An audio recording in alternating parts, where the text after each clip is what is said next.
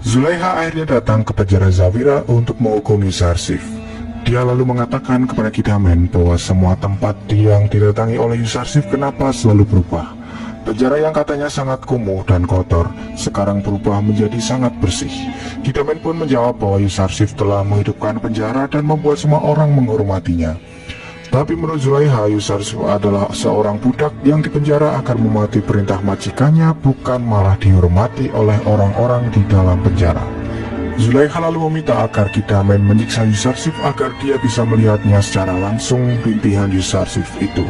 Akhirnya Kidamen memanggil Yusarsif dan mengatakan bahwa Zulaiha datang ke penjara untuk melihat Yusarsif disiksa. Yusarsif pun hanya bisa menerima dan pada akhirnya dia dihukum cambuk oleh para penjaga penjara. Semua tahanan sangat marah dan meminta agar para penjaga menghentikan penyiksaan itu. Tapi apalah daya, para penjaga harus mau menuruti perintah dari Zulaiha.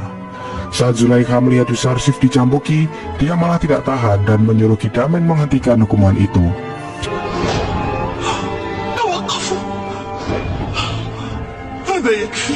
Setelah itu, penjaga yang mencambuki Yusarsif meminta maaf karena telah mencambuk Yusarsif dengan keras. Karena jika tidak, maka dia juga yang akan terkena hukuman. Yusarsif pun memaafkannya dan merasa sangat lemas. Setelah itu Kidamen mendatangi Yusarsif dan merasa aneh karena ketika Zulaiha melihat Yusarsif dicambuki, tiba-tiba saja dia menyuruh untuk menghentikan hukuman itu. Yusarsif lalu mengatakan bahwa Zulaiha memang wanita yang aneh, karena marahnya seperti orang tak berhati batu, dan kasihnya juga seperti orang tak berakal. Zulaiha yang sudah di istana merasakan betapa sedihnya dia karena jauh dari Yusarsif. Dia juga mempertanyakan kenapa harus memenjarakan Yusarsif padahal dia saja tidak bisa jauh darinya. Kembali ke penjara, Yusarsif mulai berceramah di hadapan para tahanan bahwa dunia di dalam penjara bukanlah akhir bagi mereka semua. Bahkan ada orang yang di luar penjara menganggap hidup mereka jauh lebih buruk dari penjara karena kegelisahan mereka di luar.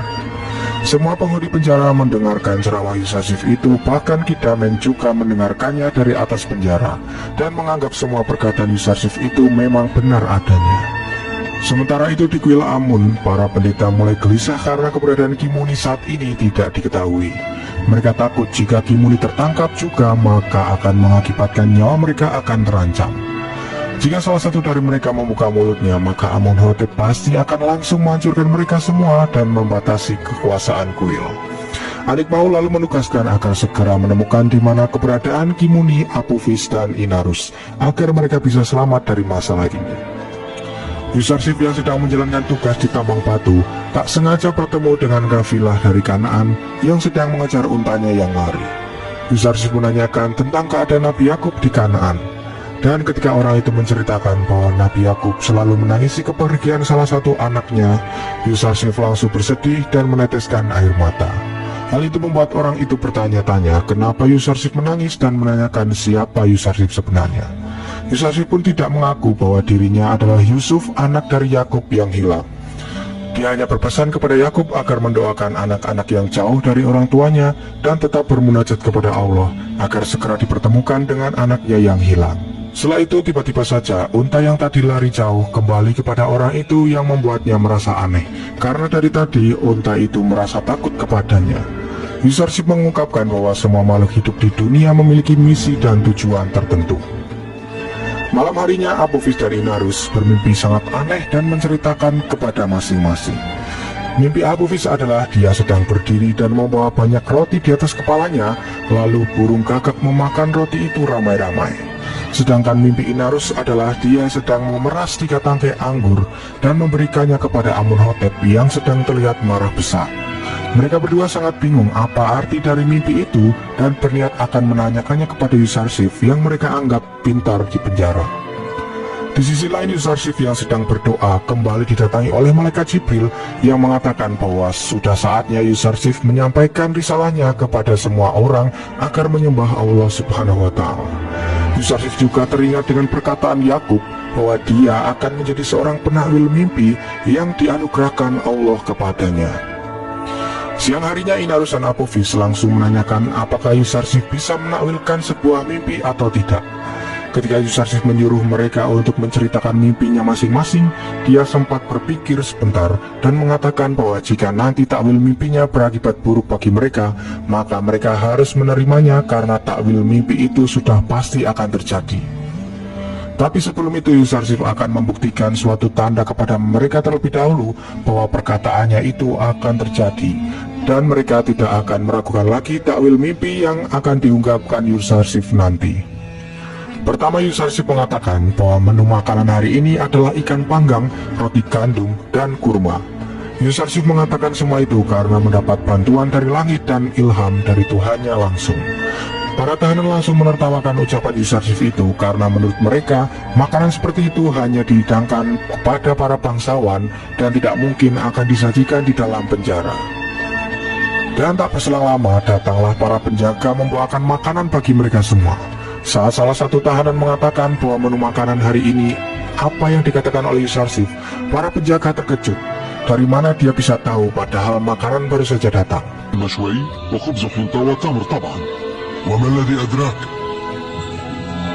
هذا صحيح تماما كما أنبأنا يوزرسيف. Karena kejadian itu, seluruh penghuni penjara mempertanyakan kenapa makanan seperti itu bisa dipenjara. Para penjaga mengatakan bahwa makanan itu dikirimkan oleh Zulaikha yang merasa kasihan kepada para penghuni penjara. Setelah itu akhirnya Apophis dan Inarus mempercayai bahwa apa yang dikatakan oleh Yusarsif memang benar terjadi, dan mereka menyuruh agar Yusarsif langsung menakwilkan mimpi mereka itu. Sebelum Yusarsif menakwilkan mimpi mereka, Yusarsif menjalankan risalahnya sebagai nabi dan menyuruh mereka untuk meninggalkan dewa-dewa berbentuk batu yang tidak pantas mereka sembah. Yusarsif juga mengatakan bahwa setelah Nabi Ibrahim, Ishak, dan Yakub, Yusarsif adalah salah satu nabi yang akan membimbing mereka menyembah sesembahan yang tunggal, yaitu Allah Subhanahu wa Ta'ala.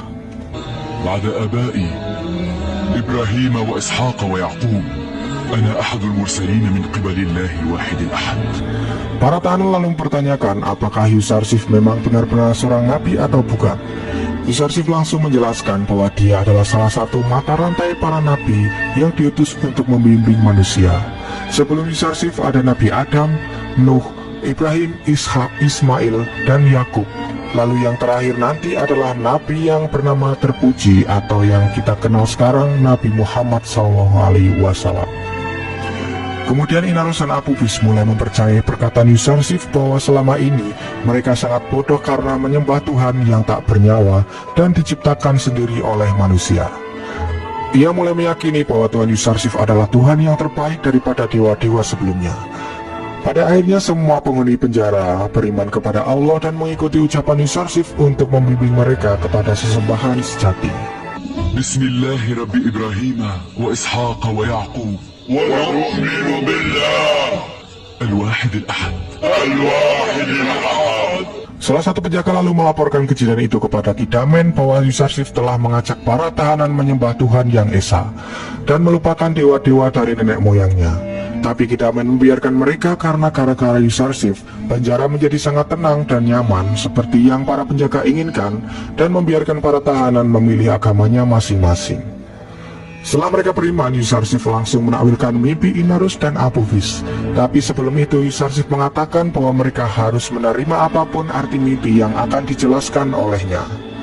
Arti mimpi Inarus adalah bahwa 3 hari lagi dia akan dikembalikan ke pekerjaan lamanya sebagai pemberi minuman Amunhotep. Sedangkan Apophis, 3 hari lagi dia akan dihukum gantung. Dia akan tetap berada di atas tiang gantungan sampai burung-burung memakan jasadnya. Hal itu langsung membuat Apophis merasa panik dan mencari alasan bahwa dia telah berbohong memimpikan hal itu. Sementara Niniverkip langsung menertawakan perkataan Yusarsif jika semua perkataannya itu tidak akan terjadi. Yusarsif mengatakan bahwa sayangnya yang dikatakan olehnya sudah ditakdirkan dan pasti akan terjadi. Setelah itu Apophis kembali berpikir bahwa takwil mimpi itu memang mirip seperti apa yang dimimpikan olehnya, dan memang benar bahwa para pendeta kuil telah mengkhianati dan membiarkannya begitu saja. Yusarsif terus menghibur Apophis dan mengatakan kepadanya bahwa kematian adalah hal yang biasa dan pasti akan dialami oleh semua orang. Hanya para nabi dan kekasih Allah lah yang menyambut kematian dengan gembira. Yusarsif juga mengabarkan berita gembira kepada Apophis jika dosa selama dia hidup sudah dihapuskan dan dia akan bertemu Allah dalam keadaan yang suci. Yusarsif malah khawatir kepada Inarus yang masih bisa berbuat dosa karena masih akan hidup di dunia. Sementara itu Potifar akan segera mempertemukan Kimuni, Apophis, Inarus dengan Anikmahu untuk mengungkap semuanya di depan khalayak ramai. Lalu Amunhotep berencana akan mencabut semua kewenangan kuil serta menghukum berat Anikmahu dan Padiamun.